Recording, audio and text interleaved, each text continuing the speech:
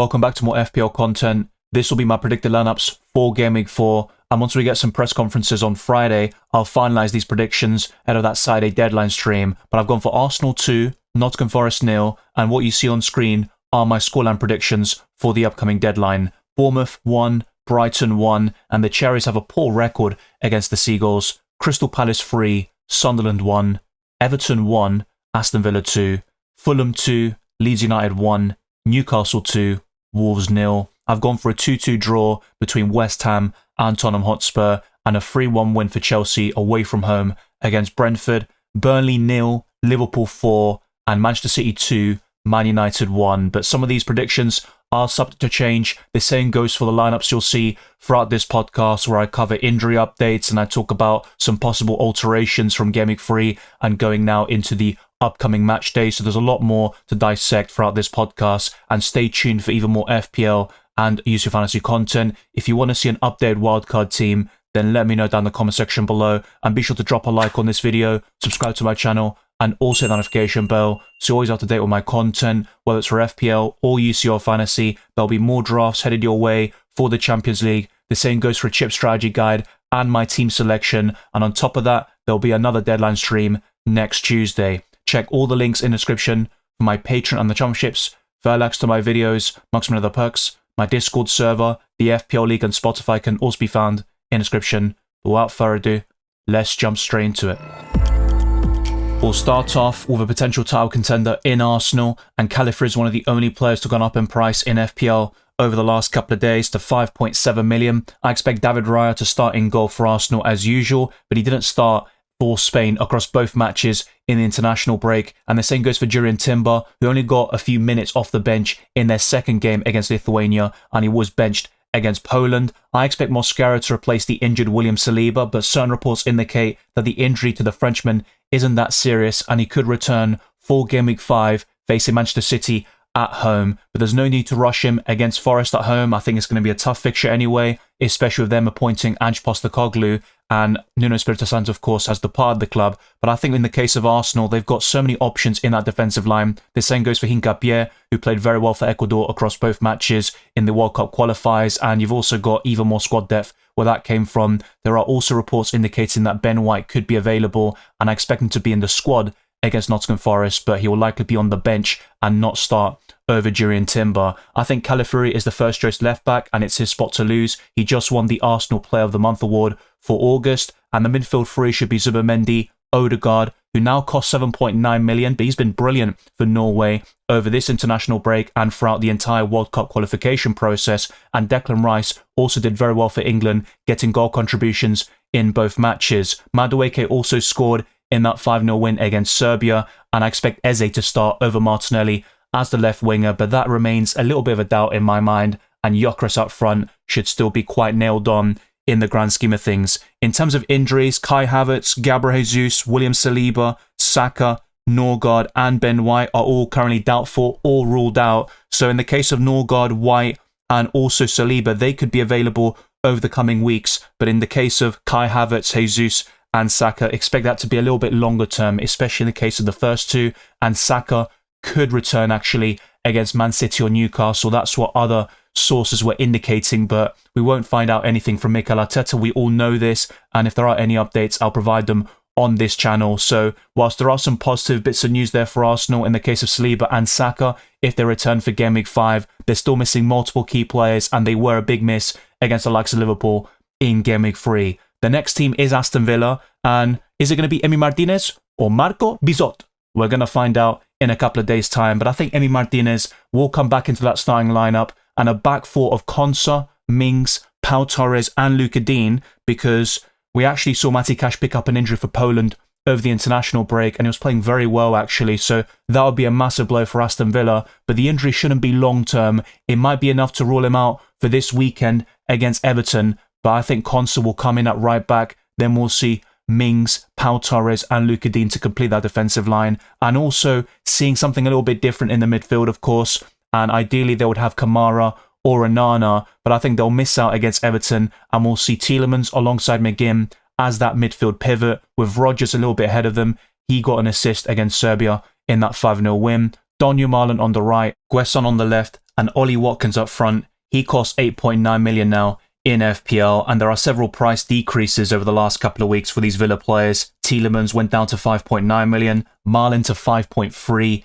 and Guesson also suffered a decrease to 6.4 million. But if we look at the other injury updates for Aston Villa, the likes of Andres Garcia is ruled out. There's also Kamara and Onana, who will likely be back by game week 5 or 6, but they are major doubts for the Everton game. And there's also Matty Cash, of course, who I discussed earlier. The other one is Ross Barkley. He is not match fit at this moment in time, but he could make the squad over the next couple of weeks. And Aston Villa still have some promising fixtures on the horizon. But the third team covered in this video is Bournemouth, and Adam Smith is a major doubt. That's why I've got Araujo, who is now back from suspension, in this starting lineup, with Petrovic in goal, and the rest of the defensive line comprised of Diakite, Senesi, who now costs 4.6 million, courtesy of so many defensive contributions, and Troffert. The midfield pivot should likely be Scott and Adams, with Semenyo on the right. He costs 7.4 million now in FPL, and is one of the most reliable talismanic figures at that price point. Tavernier as the central attacking midfielder,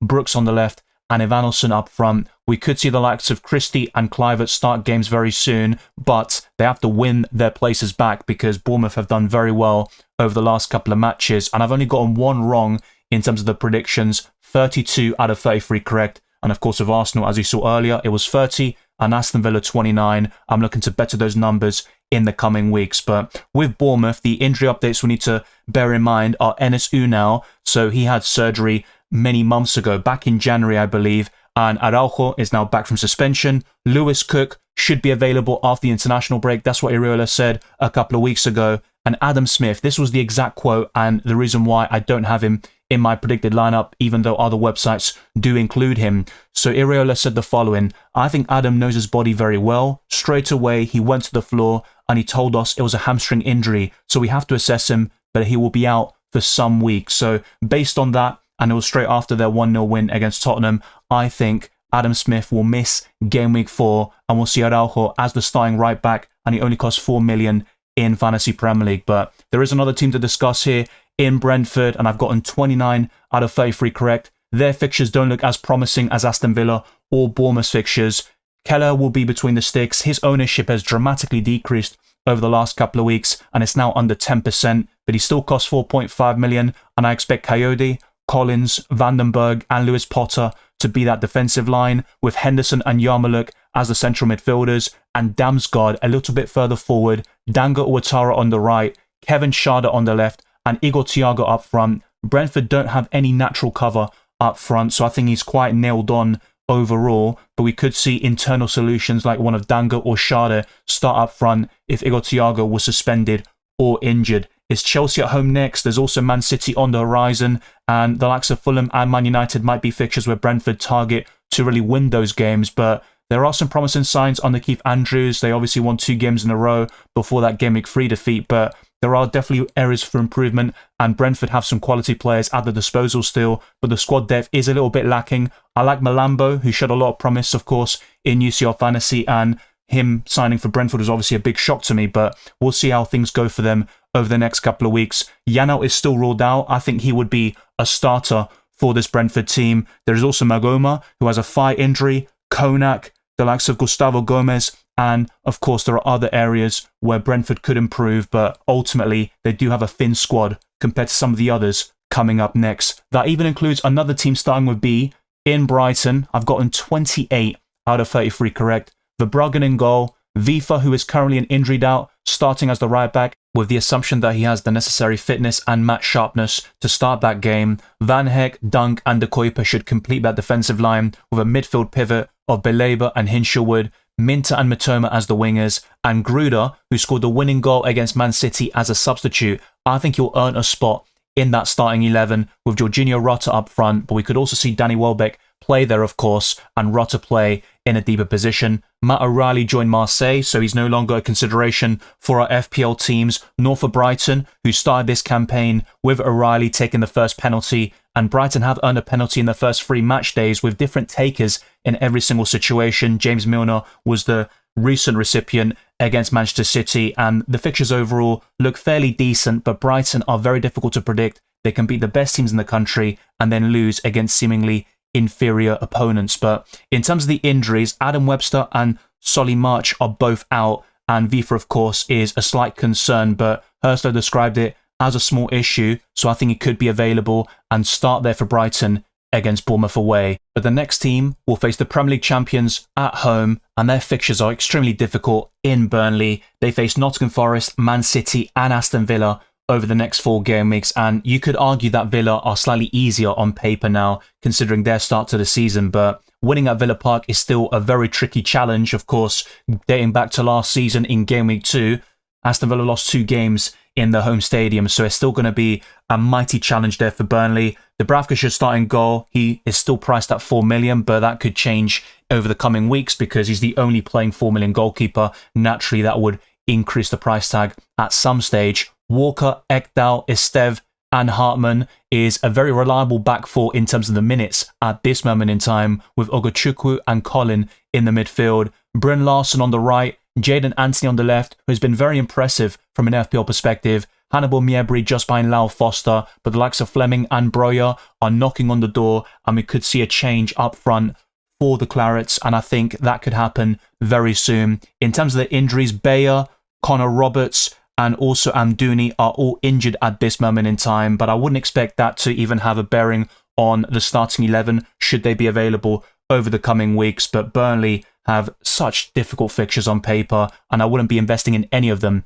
at this moment in time. But the next team is going to be at a much higher end of the Premier League table. They were just hit with 74 charges by the FA for alleged rules being breached in terms of transfers, and that is Chelsea. I've gotten 29 out of 33 correct. Robert Sanchez will be the starting goalkeeper, but it's between Malo Gusto and Reece James for that right back spot. Gusto has started over the last 2 matches, but it could be Reece James this time round. Chalobah and Cucurella have gone up in price to 5.1 and 6.1 million respectively, and they've been very impressive so far this season. The same goes for Tosin Adarabioyo, who only costs 4.5 million. That's a cheap entry point into that Blues defence, but we could see rotation over the coming weeks. Enzo Fernandez and Caicedo are nailed on though, and the same goes for Cole Palmer when he's fit, but that's going to be the big question. Keep your eyes peeled for that press conference, and let's see if Enzo Maresca provides us clarity on that situation. But if Palmer is ready to start, he's going to do so against Brentford, build up those minutes and have him ready for the Champions League next week. So I think Palmer could be a surprise returnee in Game Week 4, and that would be very important for our FPL squads. Esteval on the right, Pedro Neto on the left, and Joao Pedro will definitely start up front, with Liam Delap injured for the next couple of months due to a hamstring injury. And Chelsea have a lot of winger options like Gittins and Garnacho, for example. They could get starts over the coming weeks, and we could even see something a little bit different actually, and we could see someone like Neto play as a false 9 at times, and Joao Pedro playing deeper if Cole Palmer is still injured. Now it's Brentford away next, followed by Man United, Brighton and Liverpool. So the fixtures aren't amazing on paper, but Chelsea would still fancy themselves in most of those matches, and their injuries include the likes of Palmer, and Enzo said this exact quote: Cole, we need to see day to day, and the other 2, I don't think we're going to be back after the international break, but they are going to be closer. And Palmer did post several things on Instagram indicating that he is going to be back very soon. Now Lavia is also out. The same goes for Badiashile. Mudryk, of course, is suspended. Liam Delap with that thigh injury, and there is also Dario Luiz as well for Chelsea. But I think ultimately this is close to their best starting 11. Reece James versus Gusto is a bit of a debate there, of course, but I think Esteval has been very impressive since the summer, and Cole Palmer is a talismanic figure for the Blues. Now with Crystal Palace, it's usually quite easy to predict their team. I've gotten 32 out of 33 correct so far this season, but with Ismail Assar and Wharton out, that's going to pose a few problems in their lineup. But Henderson will be the starting goalkeeper, with Richards, Lacroix and Mark Gay as the back 3, with Lerma and Hughes in central midfield, Mitchell and Munoz as the wing backs. But then it comes to that front 3, and Mateta is definitely going to start. But what about the other 2? I think Yeremy Pino, if he's fit, will be the starting right winger, but he can also play on the left, and I think Kamada will occupy that other spot. But we could see something a little bit different, where Kamada plays deeper alongside Hughes, and instead of Lerma, we see a different front 3 of Yeremy Pino, Mateta and Devaney. So that is another alteration that Glasner could consider. They've got a bit more squad depth now following their recent signings, but it might still not be enough to balance the Premier League with the Europa Conference League and do exactly what they want to and potentially win another trophy. But with Crystal Palace, they've got a lot of injury problems at the moment with Cheik Doucouré, Eddie Nketiah, also Chadi Riyad, Ismail Assar, of course, and it looks like he's going to be out for an entire month due to a grade 2 hamstring injury. Adam Wharton will also be out for 3 to 4 weeks, and there's also Mateus Franca de Oliveira. Hudson Edouard, I think, left the club anyway, and there's a few others here and there, but ultimately, Sarr and Wharton will be the biggest misses for Crystal Palace, and that's going to be a massive shame for them, but their fixtures, over the next 2 anyway, look very appealing. After that, it's a little bit more mixed bag for the Eagles. But with Everton, Jordan Pickford in goal, O'Brien, Tarkowski, Keane, and unfortunately Mikolenko is always yellow flagged, it seems, but if he's fit, he's going to start. Otherwise, Everton could play Ghana as the left back again and put Eric Bonham alongside Idrissa Gana Gueye in central midfield. But in Dye, Dewsbury Hall and Grealish is quite locked in right now despite the signing of Tyler Dibbling. They've also got McNeil and decent options like Alcaraz on the bench, and I think Better will start up front after scoring against Wolves in that 3-2 victory. But there is also the possibility of Tierno Barry getting plenty of opportunities throughout the season. It's Aston Villa and Liverpool next, followed by West Ham and Crystal Palace. And in terms of Everton's injuries, Branthwaite is still a doubt, and the recent update we got was on the 22nd of August. Jared is on the way, but not fit. And he also said this about Asnu.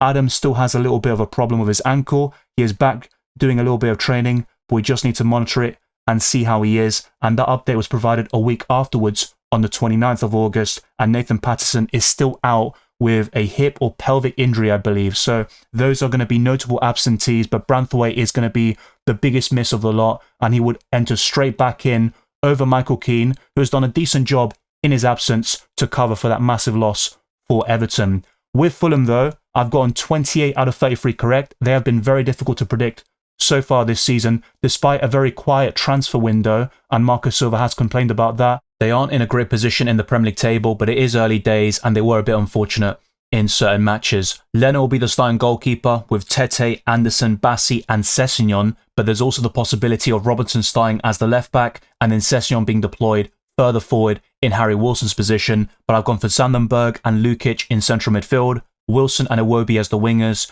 and Josh King just behind Muniz. But there are new signings to think about, like Kennedy, for example, who could be the starting left winger in the long term, but I think he'll be eased into it. And against Leeds, we should see something more familiar with this Fulham team, and that was something we were accustomed to in the previous campaign. There's only one injury at the moment, I believe, in Issa Diop, but apart from that, everyone is available for Fulham, and they have managed injuries very well over the last couple of seasons. And I think in terms of the quantity of injuries, if I'm not mistaken, they've actually done very well on that front compared to other clubs. But we do have Leeds United up next, and they have a lot of injury doubts going into this Fulham fixture. Perry in goal, Bogle, Rodon, Strauch and Goodmanson, but we could see Biol get his first Premier League start for Leeds United, and I think Rodon just had a knock, but he should be fine, and the same goes for Goodmanson. I'm quite confident about those 2 yellow flags, but Ampadu is currently red flagged, and usually if you see a red flag, that means they're completely ruled out. But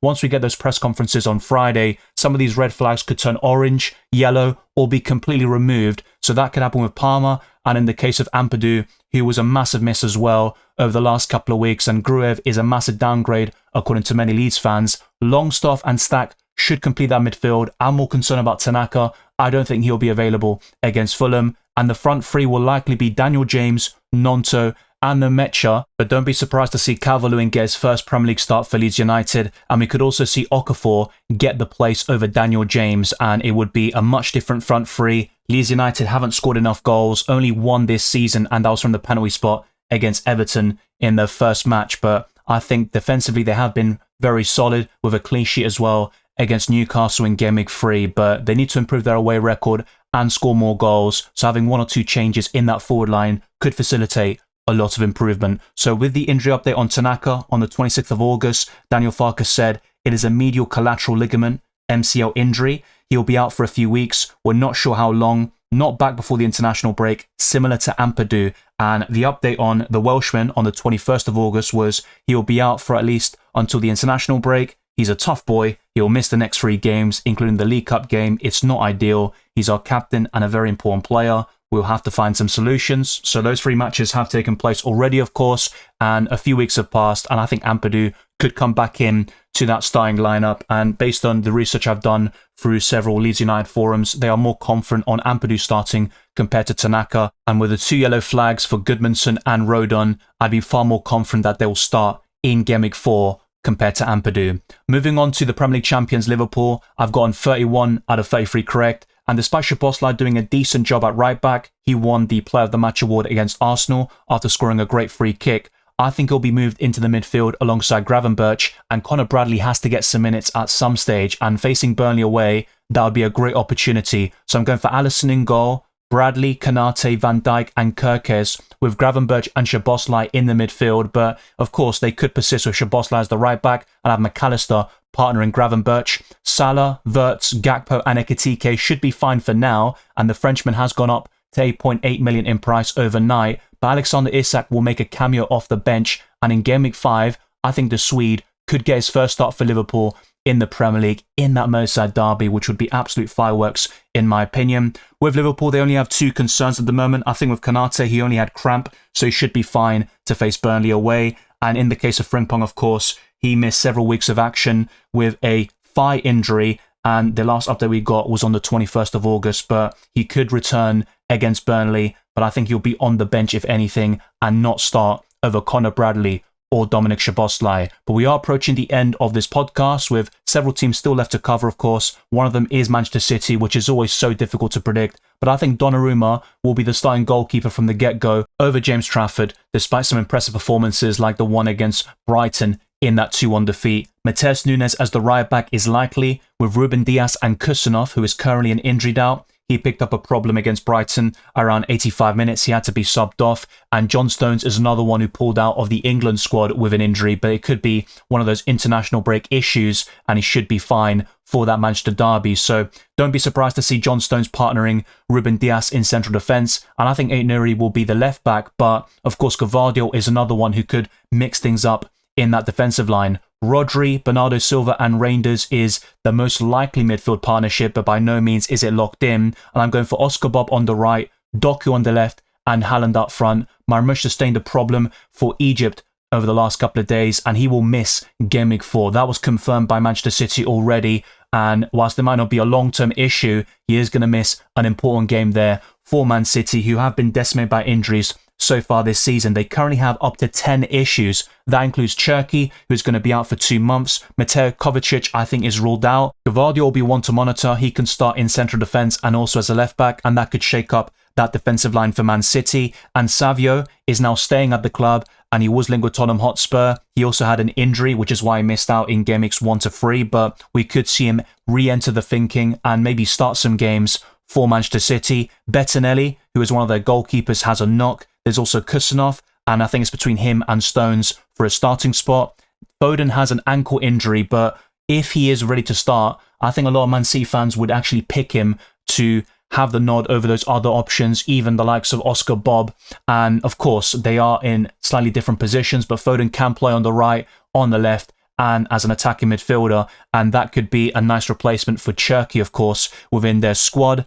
John Stones is going to be a concern after the report we got from England, and Marmoush, of course, with those initial scans, it's not looking good. He is missing Game Week 4, and that will be another massive miss. I was actually picking him as a potential free hit option for this weekend, but yeah, that is no longer going to be the case. Check out that free hit video and see the other squads I've built for the full analysis on the best assets. With Man United, I've gotten 27 out of 33 correct, so I need to do better with the Manchester clubs, but with their goalkeeper, there is honestly going to be no guarantees. With Onana set to leave the club, it's between Bayerndir and their new signing Lamens to be their starting goalkeeper, and we could see another debut for this position in the Manchester derby, but I'm going for Bayerndir in goal at this moment in time, with Euro, De Ligt and Shaw as the 3 defenders, Casemiro and Bruno Fernandes in the midfield, Dorgu and Diallo as the wing-backs, with Diogo Dalot being a doubt for the Manchester derby, Brian Mbeumo, Mason Mount, who currently has a knock, and Benjamin Sesko and Mateus Cunha, of course. We could get an update over the coming days. If he's ready somehow,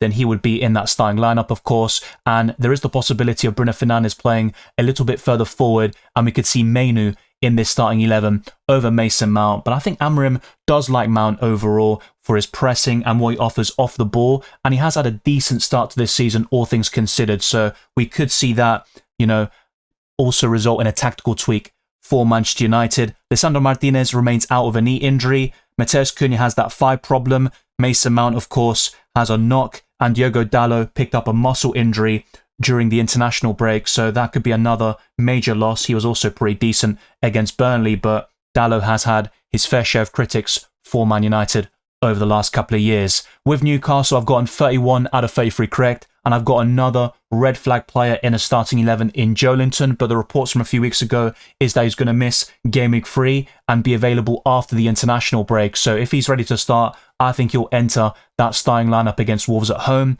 Nick Pope will be the starting goalkeeper with Trippier, Schär, Burn and Livramento. Newcastle could even play a back five and have Botman partnering Schär and Burn in central defence, but I've gone for Tonali, Bruno Guimaraes and Joelinton in the midfield. Jacob Ramsey remains doubtful, Elanga on the right, Barnes on the left, and Woltemade up front. Visser hasn't had any pre-season whatsoever, whilst Woltemade has had some minutes under his belt, so I think he would have the nod to begin with at least, and we might even see Newcastle shift to a front two formation, like a 4-4-2, and have Woltemade and Visser starting up front together. They could even play Visser as a winger potentially, but they have a few options now with those new signings, and they really needed those players in after selling Alexander Isak, of course. Anthony Gordon is still suspended until Game Week 6. Joelinton could be available by Game Week 4 or 5, and Jacob Ramsey has an ankle or foot injury. So I think his ankle swelled up at half time, so he decided not to take any risks, and that was reported by Eddie Howe after their 0-0 draw against Leeds United. But there are 5 teams left, and one of them I've gotten absolutely spot on so far this season, but it's going to be difficult now after the departure of Nuno Espirito Santo, and Ola Aina picked up an injury for Nigeria over this international break. So we could see a debut for Savona against Arsenal away, and Ange Postecoglou might be tempted to make even further changes and really make this team his own. But Matt Sells in goal, Savona, Milenkovic, Murillo and Williams is possible. We could even see Morato get a start over Savona there. Sangare and Anderson in the midfield with Ndoye, Gibbs-White, Hudson-Odoi and Chris Wood. But don't be surprised to see Igor Jesus get the nod up front. And we could also see Douglas Luiz start alongside Anderson. I don't think Elliot Anderson will be at risk in general. I think Sangare is the one who would miss out if there is a change in the midfield. After Arsenal away, there's Burnley and Sunderland, so Nottingham Forest would be fairly confident of winning 2 out of the next 3 matches, and they need those results because after losing Nuno Espirito Santo, things could go south very soon, and all the progress that was made over the last year could be undone. The only injury that Forest have right now is Dominguez and also Aina, so those are the only 2 potential concerns. I think Aina isn't going to start against Arsenal. I wouldn't completely rule that out though. Dominguez is the only one who will 100% not play at the Emirates. But the next team is Sunderland. I've gotten 31 out of 33 correct. Roofs will be the starting goalkeeper with Hume, Mukiele, Alderete and Reynildo Mandava, with Siddiqui, Diarra, Xhaka, Talbi and either Lefay or Adingra, and I'm going to favour Lefay right now, and Mayenda up front. Now there is also the possibility of Ballard returning and starting alongside Mukiele, but I'm going to go for an unchanged side from the one that beat Brentford 2-1 in Game Week 3, and their upcoming fixtures aren't great, but nor are they terrible. I think they're quite decent overall, facing Crystal Palace, Aston Villa, Nottingham Forest and Man United. And the injury concerns we have with Sunderland include Mundell, Hjeld, Ballard, Huggins, O'Neill, Churkin and Elise. And the one that we have with Ballard, and this was a update from the 26th of August, it's not too serious, so we expect him to be out for 2 to 3 weeks. So Ballard will now be available and we could see him start in Game Week 4, and he costs 4.6 million at this moment in time, courtesy of that massive return he got on his Premier League debut against West Ham. But yeah, apart from that, I wouldn't have too many concerns with the Sunderland starting 11. But we are now approaching the end game, and Tottenham Hotspur is another decent set of predictions I've made with 30 out of 33. Vicario in goal, Pedro Porro, Romero, Van der Ven and Jed Spence, Paulinho, Sarr and Bentancur. I'm quite confident on Kudus and Richarlison starting, but with Xavi Simons, this might be a bit left field because we could also see him start as a midfielder, and Spurs going to a 4-2-3-1 formation with Pape Sarr dropping out, and we can see Xavi Simons coexisting with Brennan Johnson. But I've gone for this starting 11 at this moment in time. I think Pape Sarr has been one of Tottenham's best players so far this season, and the same goes for the friendlies throughout the summer. So he might have built up a bit of credit with their new manager Thomas Frank, and the next 4 fixtures look very appealing. Tottenham Hotspur are top of the FDR up until Game Week 8, facing West Ham and Brighton away, followed by Wolves at home and Leeds away. The only downside is that 3 of those 4 matches are away from home, but Tottenham Hotspur have been very decent under Thomas Frank so far. James Maddison will miss most of the season with an ACL injury. The same goes for Colwell, of course, from Chelsea. Kulusevski is not looking too good at the moment. I think he'll be available by November. Dragusin, Basuma, Solanke and Takai are all injury concerns as well.